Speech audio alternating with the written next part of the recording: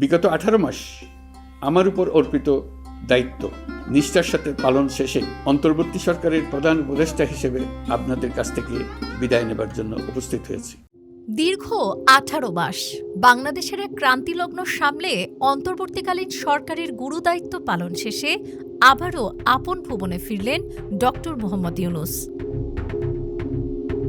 রোববার সকালে মিরপুরের টেলিকম ভবনে অবস্থিত ইউনূস সেন্টারে পা রাখতেই এক আবেগঘন পরিবেশের সৃষ্টি হয়। 2006 সালের নোবেল শান্তি পুরস্কার বিজয়ী প্রফেসর ইউনূসকে স্বাগত জানাতে সেখানে আগে থেকেই অপেক্ষায় ছিলেন তার দীর্ঘদিনের সহকর্মী ও শুভানুধ্যায়ীরা। উষ্ণ অভ্যর্থনা আর ভালোবাসায় সিক্ত হয়ে তিনি আবারও মুখর করে তুললেন তার আজীবনের কর্মস্থল।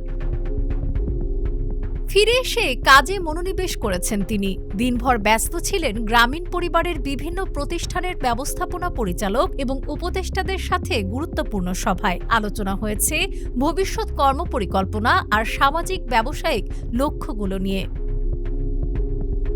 ডক্টর ইউনূসের ব্যক্তিগত জীবনেও ফিরছে স্বস্তি। চলতি মাসের শেষে তিনি ফিরে যাবেন গুলশানের নিজ বাসভবনে। দেশ পরিচালনার সংকটময় মুহূর্ত পার হয়ে আবারও নিজের স্বপ্ন আর দর্শনের আঙিনায় ফিরলেন প্রফেসর ইউনূস। ডেস্ক রিপোর্ট, আজকের পত্রিকা।